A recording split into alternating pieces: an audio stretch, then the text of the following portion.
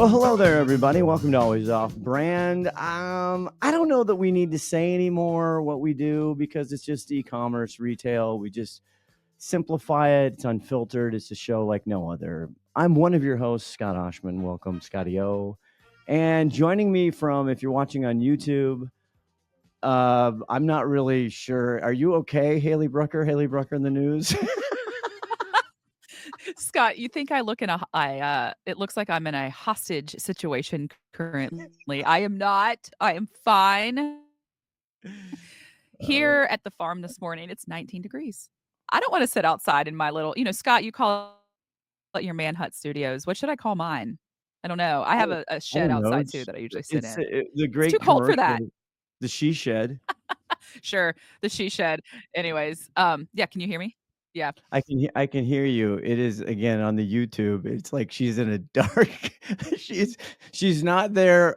She's not against her will, ladies and gentlemen. She's not there against her will. She actually owns the room she's recording from. Yeah, that's good. 19 degrees in North Carolina. We don't like dropping pins here, but that's cold, y'all.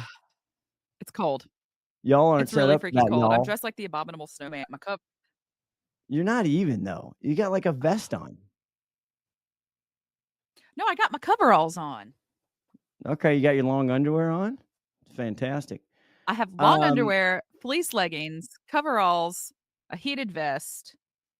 well, you Got all remind the me of things. myself 2 weeks ago when we lost power here because of the bomb cycle in the Pacific Northwest, and I was out of Oh, power for yeah. about 3.5 days. Felt like 2 months. I'm such a prima donna. I'm a fragile little fucking flower. Excuse my French. And I have a little generator that I'm running the freezer and the fridge off. It's supposed to have enough wattage, but no, does it? No, when the compressor goes on, it overloads. I don't understand. I'm running my phone. I'm running my laptop off. It's the first day that everything goes on sale on Amazon. It was November 21st. So I'm in the dock over here. I'm in the dock. Ugh. And I was bundled up like I live in an igloo. I had a lot of layers on, let me tell you. I mean, that's how I feel right now. I hate layers because I can't move. I have no it's like the scene from Dumb and Dumber when he's like, "Fat guy in a little jacket," or whatever he says, it's just like all these layers you can't move. Did you Well, have a nice Christmas? summer, she's Oh, gonna yeah. come, right, Scott? Yeah, She's on the summer's way. She's gotta drop the yes. boys off. Yes, so Matt, the engineer, the husband, the greatest, he's up for husband of the year, I'm not gonna lie. He's in the running. But he had an offsite. He had an offsite meeting, so she had to take the Oh, boys. So she'll be stumbling in as she does. She'll break in. awesome. Um, and did you just real quick, did you have a good Thanksgiving, Haley? I mean, The horses ate great on Thanksgiving. oh, do you do a special thing for the horses? No. Oh, okay. But you didn't eat, you ate like shit. They ate well, and you were I did. No, we went over to a friend's house for dinner that night after all the horsies were taken care of, and it was great. It was great. all right. Thanks. I had a great one. Thanks for asking. How was Okay. yours? I said that and it cut out. Jesus. No, it was actually glorious. We got some new blood. See, the thing about Thanksgiving is, do we really like our families that much? Do we? No. No. No, you gotta have the buffer. The Mhm. buffer is the key to successful family gatherings. And you know what we brought in, I actually said this to my wife. I said this to Aaron. I go, can we hire actors to be our buffers? Can we like hire and we'll do a whole casting and get them to come in for Thanksgiving? Because we need buffers. We got in-laws that are nuts. We got everything. That sounds like a Hallmark movie where some girl rents a date to go to the wedding back home for the weekend. I'm telling you, it could be a big opportunity for somebody out there who wants to be the buffer at family parties. But anyway, we had a lovely time. We Well, had that some good buffers. awesome. Well, that was us. So Matt, Emma, and I were the only non-family members at this house. And so See? we were the buffer. Both sets of in-laws were there and, sisters and all the things. And we were a perfect buffer. So, I love it. and they didn't pay us to go. They just fed us. Well, our guest today is not a buffer. She is a freaking rock star, badass. I don't even know. Start the music. We'll get her in the show on YouTube. If I can do two things at one time, let's bring her in and I'll start the music here. Hold on, though. Don't reveal. Don't reveal. We got the music. Oh, there it is. Let it just simmer. Let it just seep in. Ladies and gentlemen, today, for those listening and not on the YouTube, we have a woman who is so unbelievable. She was a freaking bureaucrat. She worked for the State Department. She was a U.S. diplomat. And then she's like, nah, let's not do that. And then she's not even in the PR business at all. But who cares? Go Google her. She's got a unbelievable podcast. It's got more stars and more reviews, and I'm a little jealous. Small Business PR. Ladies and gentlemen, boys and girls, look out. Coming in hot. Gloria CHou. Gloria CHou PR. Hi, Gloria. Hi, thanks for having me. What an intro. Wow. I know. Do you get that intro all the time? This is probably by far my most favorite and energetic one, so thank you. You deserve it. Now, when you go to YouTube and you just type in Gloria CHou, you come up with you've been on so many podcasts, so many shows. You're just, again, you're a machine. You're a machine. How do you do that? Well, I love podcasting, and that's what we're going to talk about today. I think everyone needs to be on at least one. I don't care if you make fidget spinners or paper clips. I think it's a great way to connect, period. So It doesn't everybody, I joke that everybody's got a pulse, a pair of shoes, and now a podcast. Doesn't everybody have one? Mm-hmm. But it's even better to get on someone's, right? Because then you get to do fun things like this. That is true. Mm-hmm. But you got to check out Small Business PR. I mean, that's hip hop hopping in. We'll put that in the show notes that nobody reads. But I could have clips in here. You know, I do a lot of editing, and we could have clips of some stuff. Hayley, did you have a question there from the Tack Room? It's just hysterical. Every time I look at the screen, I just want to. Can you get on one of the horses, one of the saddles there, and do the show from the saddle? You should do the show sometime from the horse, from on top of a horse. Well, the cords could get complicated. That's true. We need better technology. Yeah. If my mic were wireless, then we could potentially talk about it. Okay. Well, you know, I'm an audio snob, so I'm not sure I can handle that. Gloria, let's get back to you.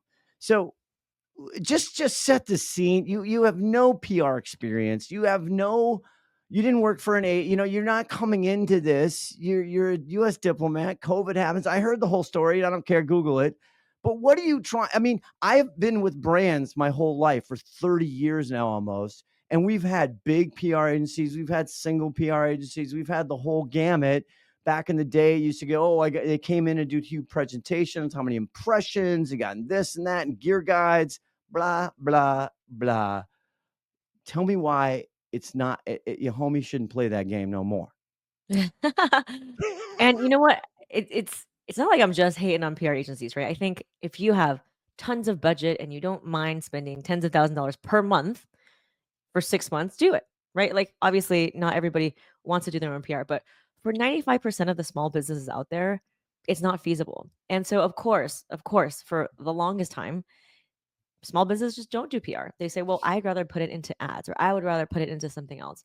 And there's a third way, which is the way that I've kind of cracked the code on, which is you can take that process in-house and then you own the relationships and you can still get, if not even better ROI. Because here's the thing, if you pay an agency, the moment you stop paying them, they leave with all the contacts, you're stuck at square one, zero, and you have to start over.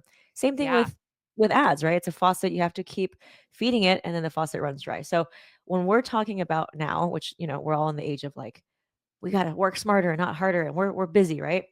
I think, okay, what is the best leveraged activity for my hour of work? And to me, there's no higher leverage than PR because hello, SEO, and especially with AI and people churning out 50 blogs a day with AI, Google is actually ranking, right? Anyone can do a blog. It don't impress me no more. So, yeah. I'm annoyed with blogs.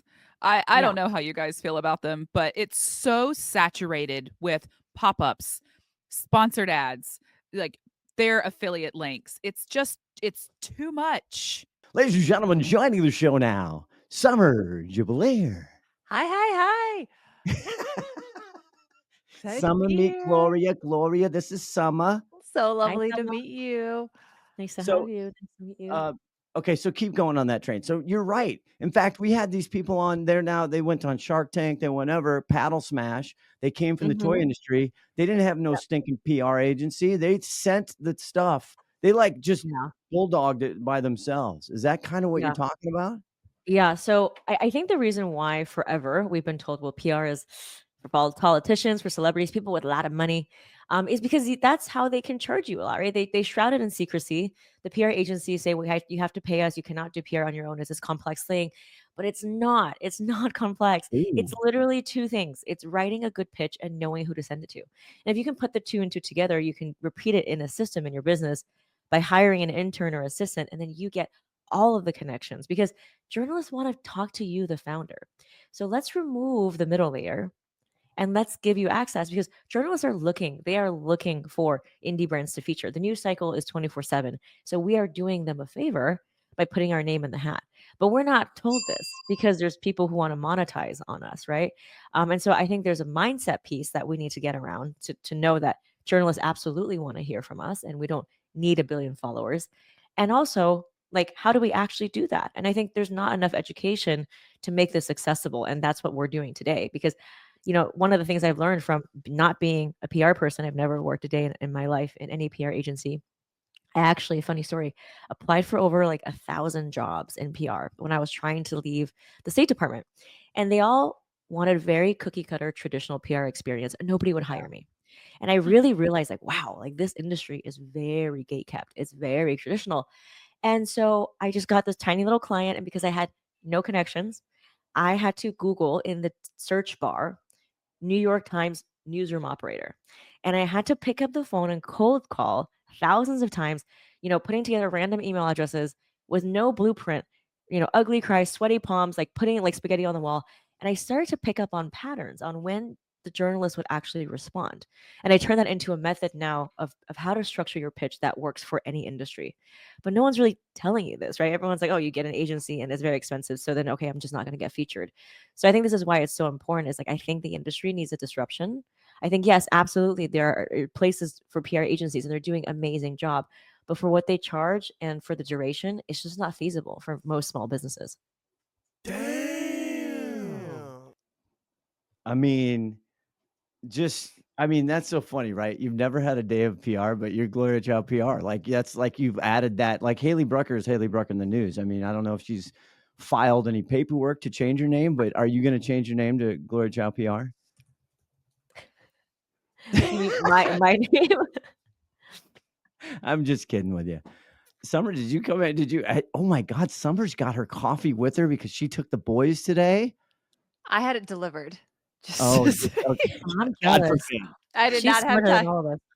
I was like, I was leaving the garage, hit order, so that way we'd be here when I got here. You're living in 2050 and we're still stuck in 1995.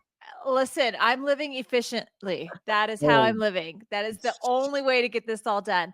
But listen, I threw in the chat because oh, Gloria, I've been on the call for 30 seconds now, so I may have missed a bit. I know I did.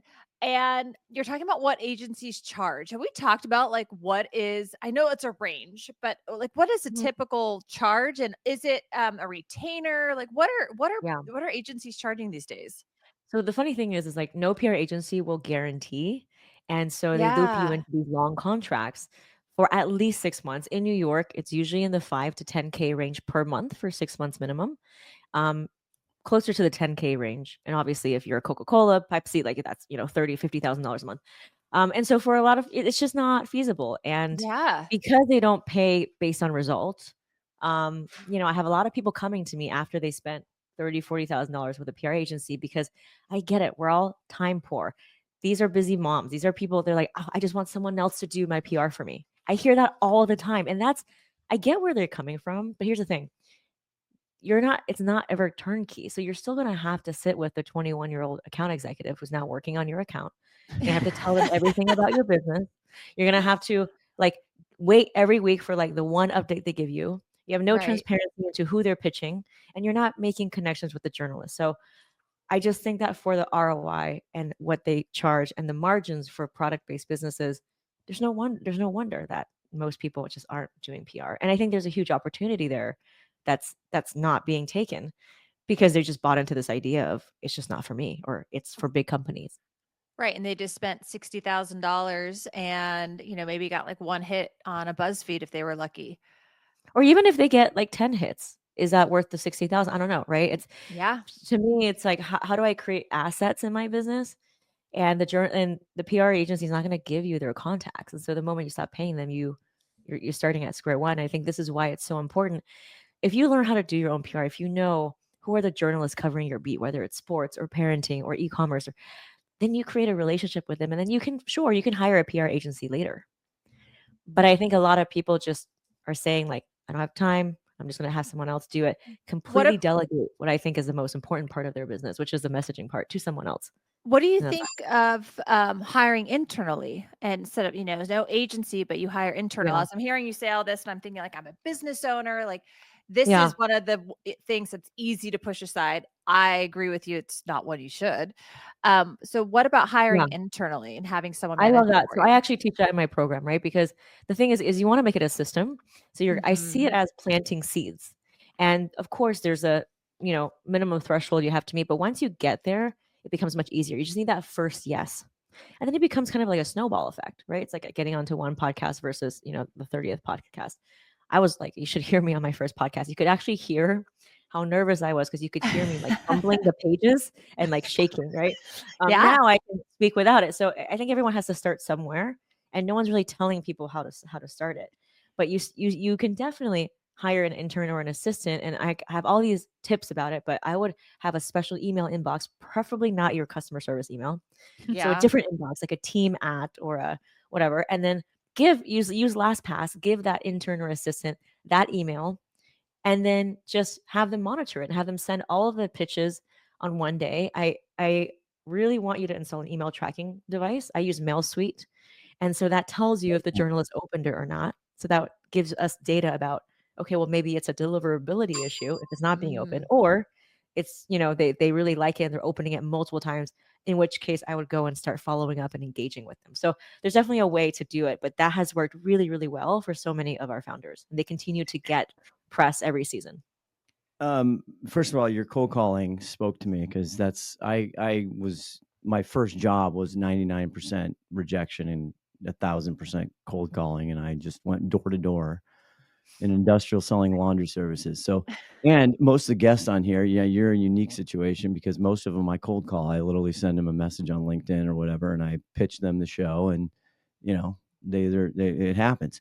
Now, peeling the curtain back in the podcast world a little bit, since everyone's got a podcast. So I got aware of you from my good friend Brent Peterson in Talk Commerce. He had you on. He's like, this is fantastic. I heard you actually on the show. I'm like, oh my God, I love this woman. I got to get her on.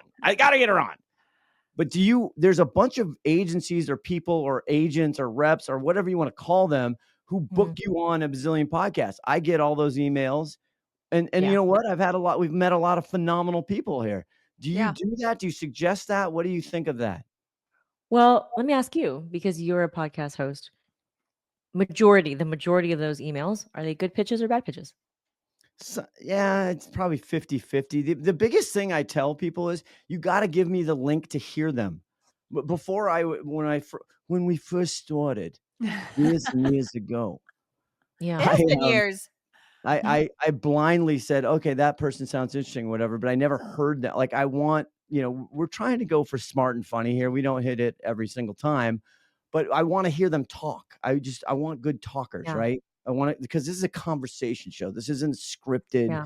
We don't have a structure except the segments. So I don't know. Did I answer your question? No. So it seems like what you're saying is like, these are professionals that are being paid. They're still not giving you what you need.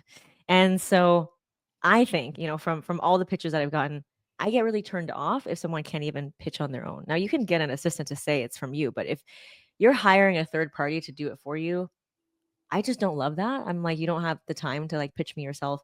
And I will say, from most of the people in my podcasting world, the pitches don't land. I mean, I get ones that are about like construction manufacturing. I'm like, hello, do you even know my podcast? And I feel terrible for the person paying this person. I feel terrible because you're You're paying like, this person. Like, what?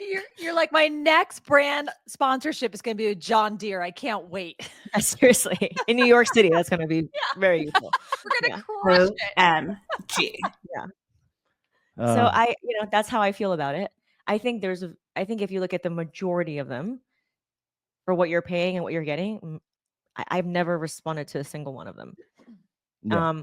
There are, maybe it's the exception, one or two companies that are really doing a great job. But I've asked so many. I mean, I'm in a peer mastermind with like 90 other people, and they all say they've never accepted a pitch from a third party. When I think about pitching, and this is all kinds of pitching, I think about peeling away the layers of an onion, right? So you have the first layer. We all start at the first layer, very general, not very flavorful. And the whole trick of getting a really good pitch is peeling away the layer of the onion to reveal that juicy core. And so that involves two things. It involves, you need to be very specific with who you're pitching, and it needs to be very relevant. You cannot have one or the other. You need to have both. So I'll give you an example. If you pitch like, something like wellness trends, okay, that's not specific or general. It can work in 2050 or 1995. Let's peel away the layer one more time. Wellness trends for women. Okay, more specific. Wellness trends for postpartum women in 2025. Like, so how can we get it even more? How can we get it more and more specific and relevant for what people are looking at now? And that's how I teach pitch writing. And so from all the times that I've cold called, that's when I realized like journalists want something people are talking about now. So that's why it's not about you being newsworthy. Like, there's no such things as being newsworthy or not. Like, I've written pitches for bath salts and candles. It's about pitching for that season. It's about finding the right angle. And so I've come up with a framework for this, to do this, but you can start to ask yourself different questions, like, what's changing in my industry? I love a Q1, Q4 time when we're recording this, because we're right on the cusp of what did we learn this year and what trends are going to be big next year. So I love a predictions angle. I love a seasonal angle, especially with gift guides, Father's Day, Mother's Day, gifts for her, gifts for him, right? Graduation. We're full of predictions here, aren't we, Silver? Yeah, but I love where she's going with this, because this is also what a lot of our listeners who are on Amazon, they struggle with, to get into that what to buy for Prime Day list. Top vitamins for Prime Day, top gadgets for Prime, and what those are. And then holiday gift giving, which always leads 90% of the time to Amazon.com. And it's hard to get into those, and they don't think about it far enough ahead of time. And something else that changes is also the audience. So, you could be applicable to a younger or older crowd, depending on where you've been marketing thus far. And then, hey, let's break into this new audience. Let's try this. Or, hey, we've seen an increase in this particular age range. Like, let's target them and what they read. So Gloria, speaking of like predictions and being December, what are you predicting for 2025? Like, what did we learn in 24 with PR, and where is it going in 25? I think PR marketing in general. I mean, because I'm also a marketer. I have my program. I think we're getting back to the soul of things, where people are oversold to. They're over it. They don't want DIY, and the more personal touch, the more humanity we can bring back into everything, the more we're gonna win. So even if it's one, somebody puts something in their cart, if you can add like a personal touch, send a text, like that's just gonna It's gonna wow them. So I think we're now making a sharp right turn to the getting back to the basics.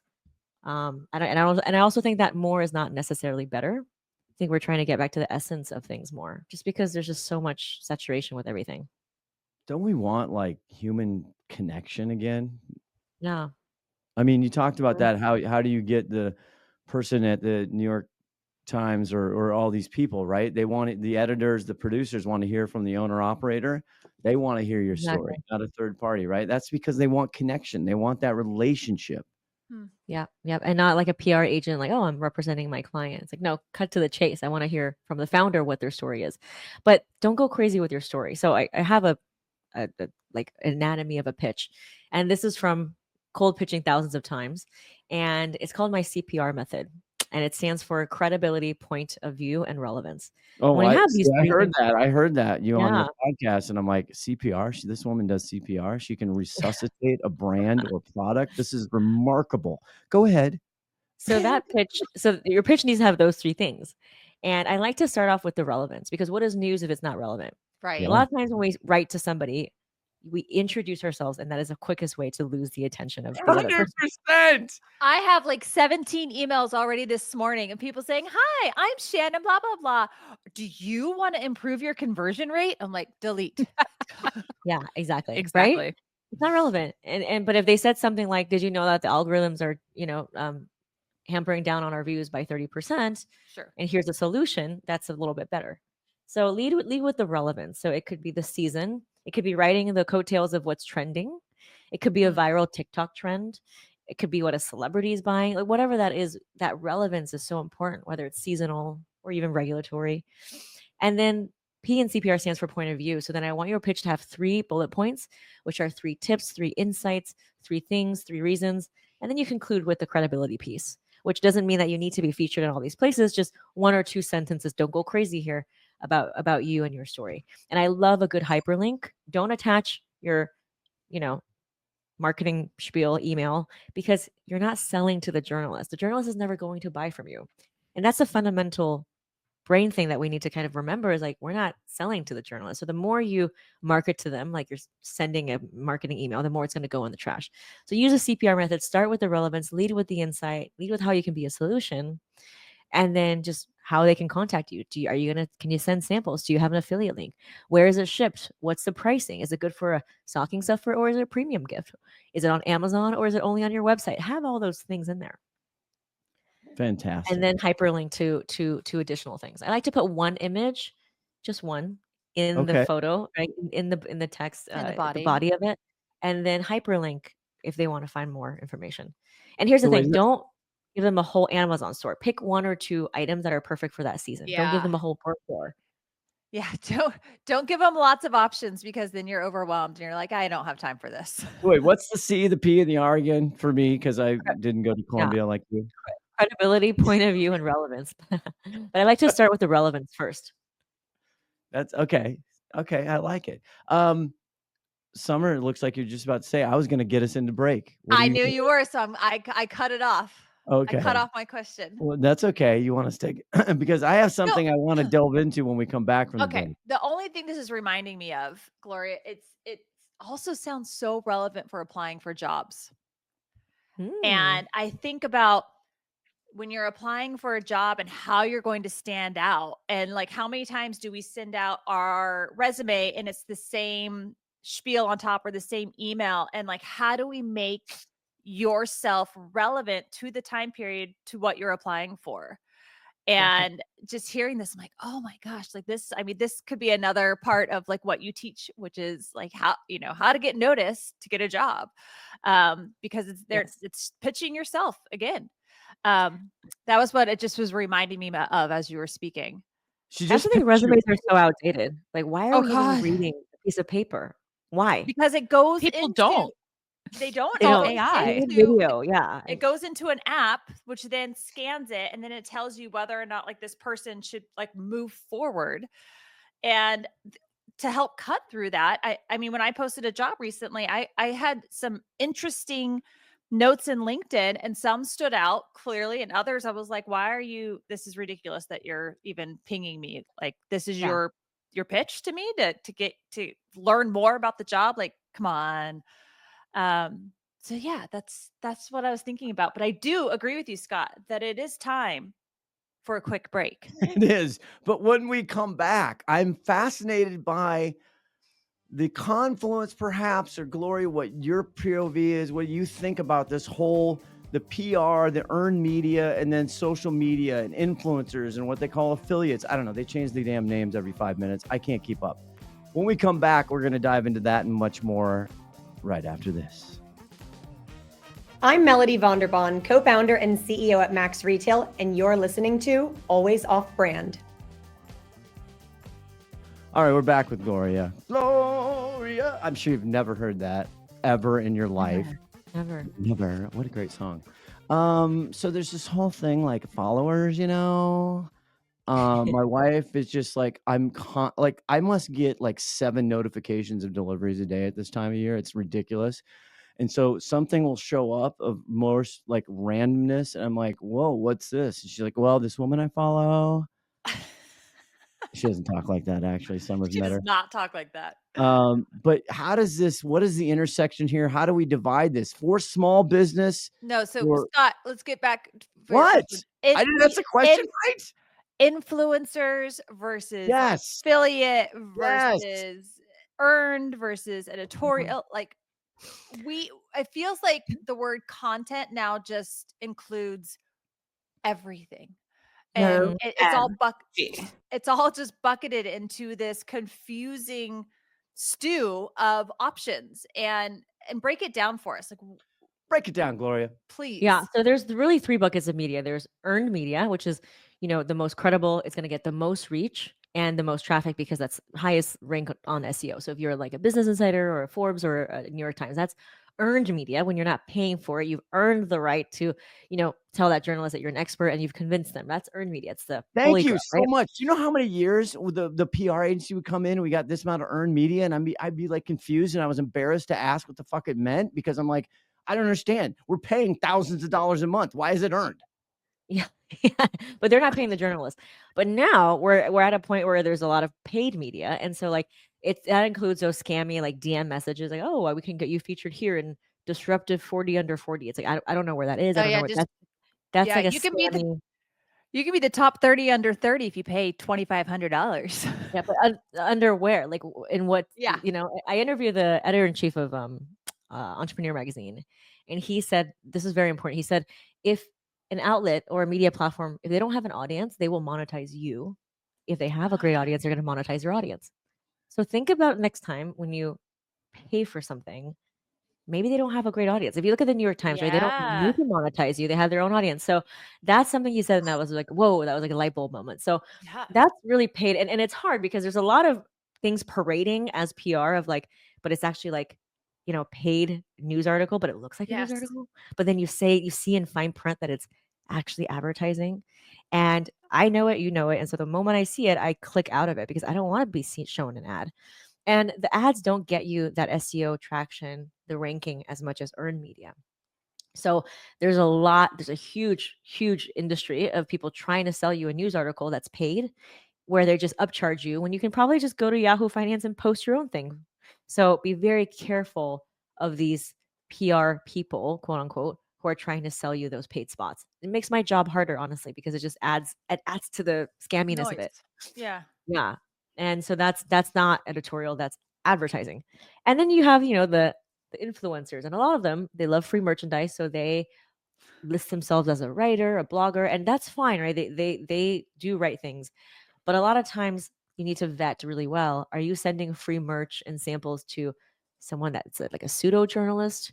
Who do they write for? Are they really gonna like? So I think we need to be careful of that. I have a whole thread in my Facebook group for my PR program about horror stories working with content creators. I think one of them showed up drunk and was like debuting like someone's like subscription box thing, but she clearly looked drunk. So, again, that's very unregulated. Like we don't know, right? So It does we just seem need like to a be really good careful. PR opportunity, though. Take that video, like Yeah. Yeah. spin it. That's insane. Okay, so we have We deal earned. with that a we have- lot at Quickfire. Because they hire us. The whole influencer management is basically your babysitter. You're a babysitter and you're vetting of trying to find the right people who are legitimately going to do what you want them to do. Mhm. Right? Go ahead. And they're not Sorry. gonna go skateboarding with their friends. Yeah. I mean, there's a lot of influencers doing great work, but because there's Yeah. again, it's unregulated, like anyone can be an influencer tomorrow and say, "Oh, send me free stuff," and then they ghost you. So that's why we want to be sure, right? We want to be, and that's why what I teach is like, I want you to go and shoot for the stars, the Good Morning Americas, the New York Times, those places, Yeah. because that's credibility. Yeah. How does a small little tiny little brand who's doing, $1 million, 5 million, whatever, they're either D2C and Amazon only or whatever. They're the teeny tinies and they're just trying to, live their dream. How do they do it, Gloria? And I know starter PR, that's your thing. Call Gloria, email her. So remember what I said, PR is very simple. Don't let anyone tell you it's not. It's writing a pitch and sending it out. And if you know how to do both, you put the two and two together. So I talked about writing a pitch using the CPR method. I talked about how it's not about selling to the journalist. You cannot just dump on them your marketing spiel. It has to be a different type of pitch. the CPR method. You can watch my free PR masterclass. It tells you the exact word for word of a pitch from start to finish.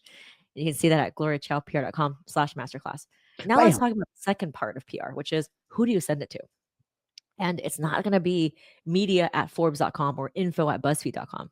It's not going to be the editor-in-chief at Vogue. They're doing, like she's busy. So we need to find a very specific journalist who's writing that beat.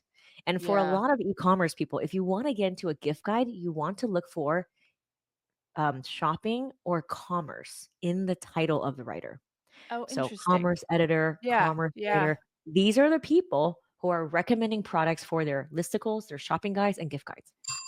And then you have like your actual, like if you are in wellness or sustainability, you have the wellness reporter or a beauty reporter. But those are typically the two types of people that you're going to want to pitch to and connect with.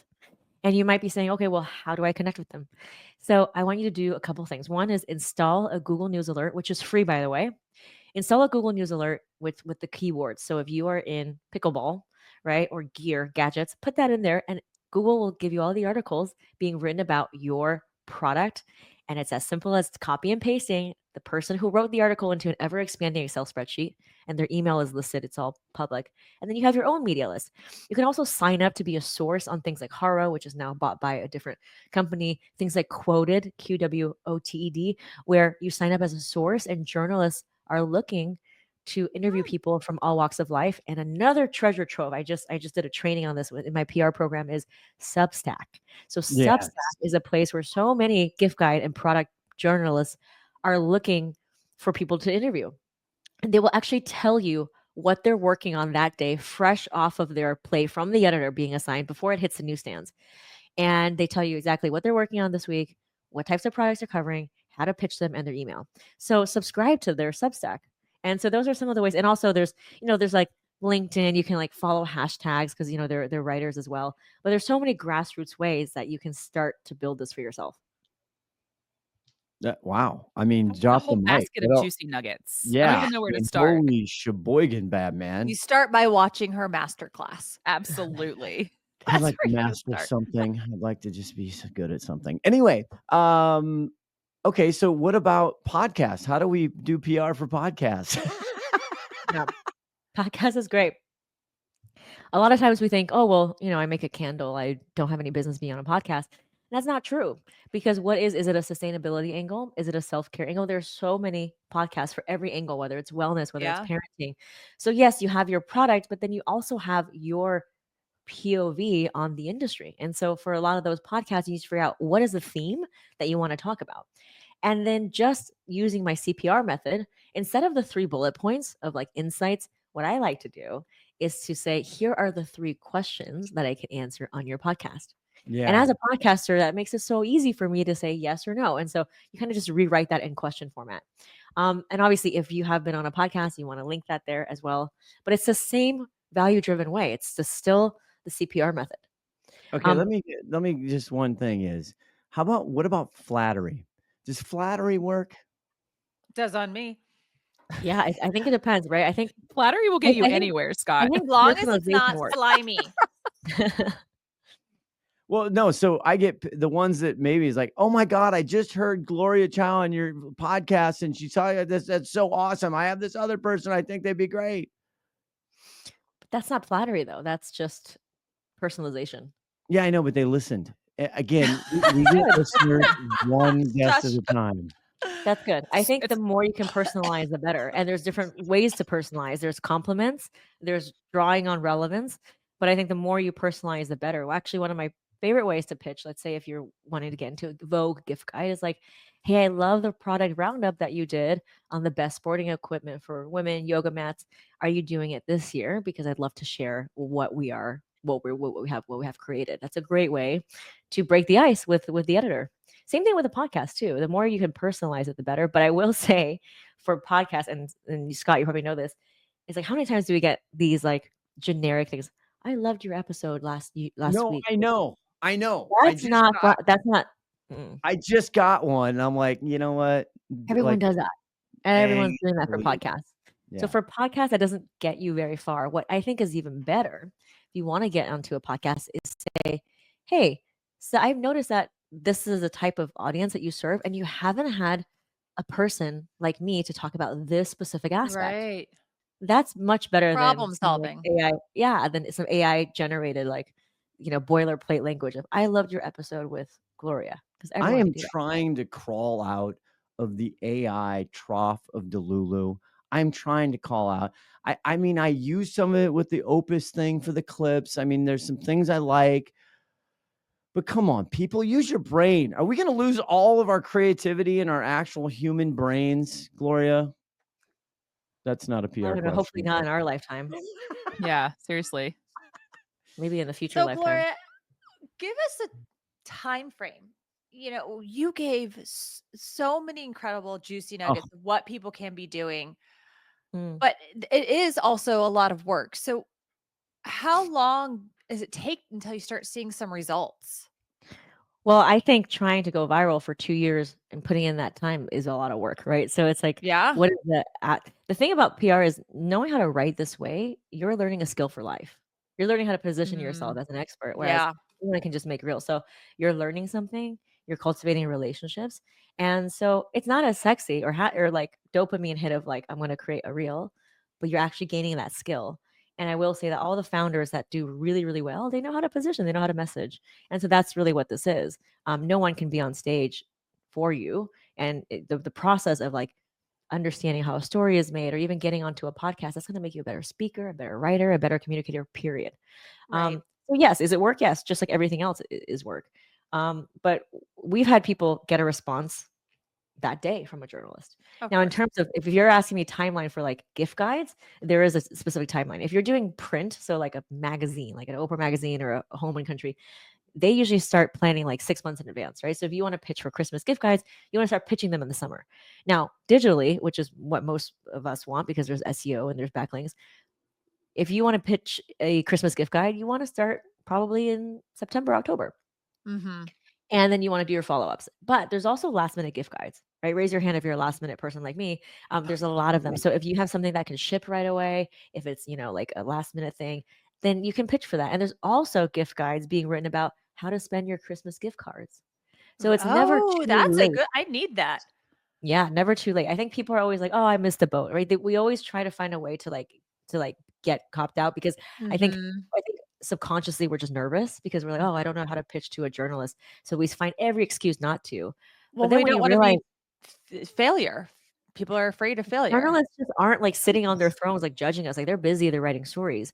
And so like they're used to getting hundreds of emails. Like, why haven't not be you? And here's another thing. I actually bring in the top 1% of journalists into my program. Like we have someone from Good Morning America come in. Next week, I have the InStyle editor. And they always say that they have a very meticulous way of organizing their inbox. Of course, they're not going to respond to every pitch, right? Yeah. But they actually label and file it away. So if you make socks, it's not great for the season. They're probably going to label something for like Father's Day or whatever. And when that time comes, they go and do a search and they will message you. And you just have to be in the right time and the right place if they message you. And so it's always better to pitch early and often just so you can get into their inbox. I can't tell That's you how many great times insight. people pitch and maybe they don't get responded to because the journalist just did a roundup of Pilates wear, right? But then something else is going to happen and they're doing something for Mother's Day and then they go back into their inbox and it's like, hey, so that's what we need to do. We just need to get out of that mindset of being afraid, we're on Instagram anyways. So why not leverage our time better? Isn't everything just paid for though, Gloria? Am I too jaded to think that? So there are affiliates, right? So, but I will say that for the people in my program, not like none of them have paid to get featured because that's not what we're doing here. We're doing organic PR, but there are affiliate schemes, right? So like what you said, the steals, whatever, Whatever, yeah. Deals and deals. Yeah. steals and deals. So there is an agreement that you have to mark down your stuff, like Shark Tank too. So it just depends on how they structure it. A lot of media companies are slowly getting more and more less profitable. So they want you to have an affiliate link, but it creates a win-win for both of you. So if you do have an affiliate link from like ShareSale or Amazon or Skimlinks, put that in your email pitch too. But I will say not all of them need it. A lot of my journalist friends from Today's Show and Good Morning America, like they don't necessarily need an affiliate link. Right. Well, show me the money. That's all it's all about. It's all about show me the money. This has been fantastic. We have a game show to play. Dang it. Gloria CHou, I'd ask the classic podcast question, how can people find you? But good God, people, just put her in any type of digital search thing and she comes up. No? Am I wrong? I don't know. I mean, my last name is kind of hard to spell, I guess. It's because I pronounce my name Chow, but my last name is CHOU. So I'm on Instagram at all the things. I'm pretty raw and unfiltered on Instagram, by the way. I share a lot about my journey. So at Gloria CHou PR. And my PR masterclass will show you exactly word for word from subject line to the last sentence how one founder got featured in like 12 different places. GloriaChowPR.com/masterclass to see that. And if you DM me the word pitch on Instagram, I'll give you another pitching freebie so you can get cracking on your CPR pitch. Done. Damn. Added. Love it. Pure gold. We will be back with the game show Sweeping the Globe right after this. What's that keyword? This is Shannon Roddy, Head of Business Development at Avenue 7 Media, and you are listening to Always Off Brand.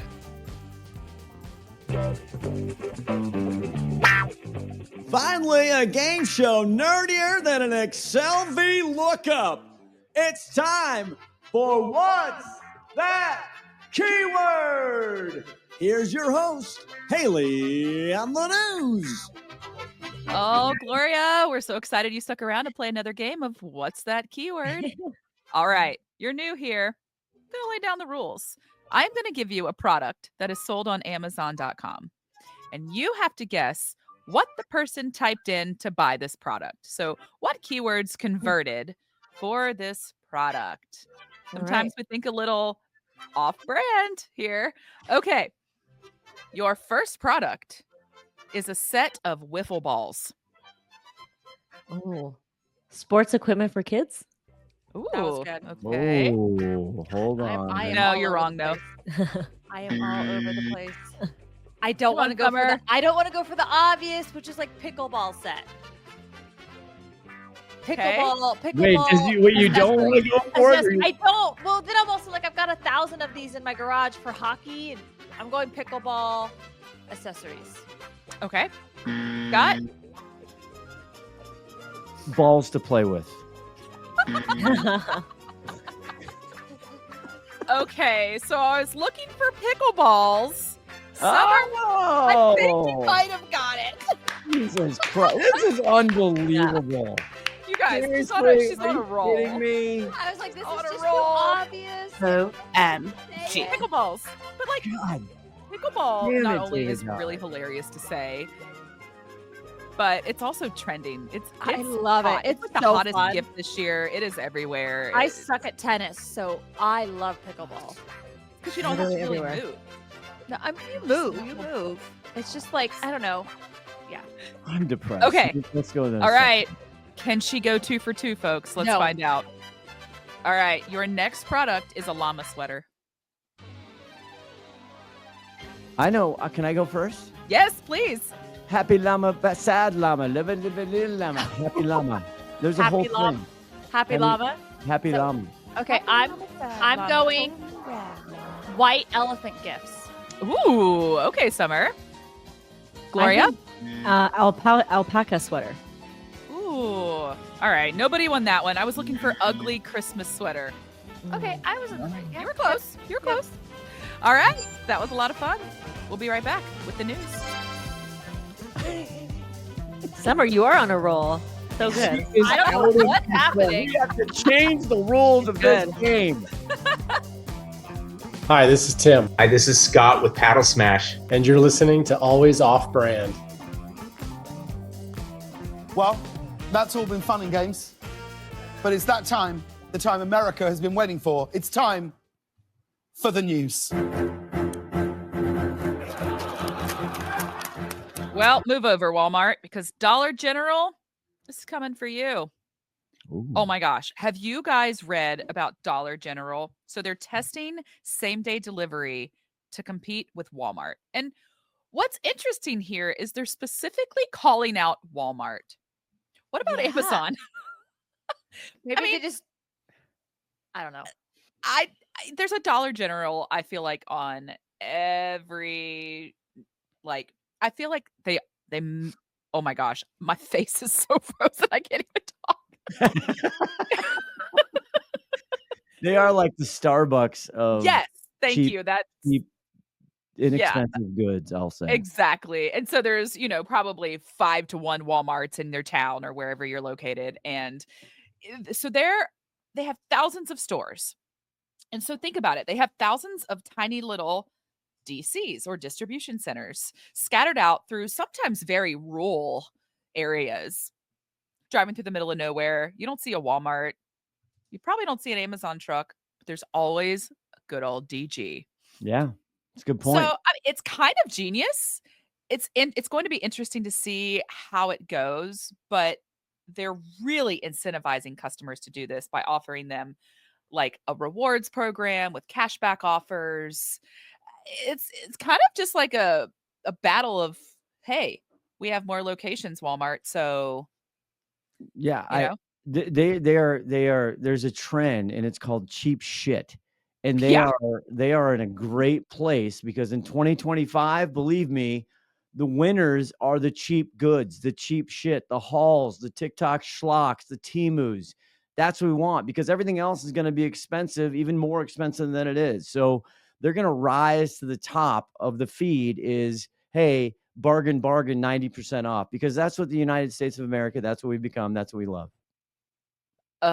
That's frustrating to me from a sustainability standpoint, but so it's going to launch in about 75 stores through the rest of the year.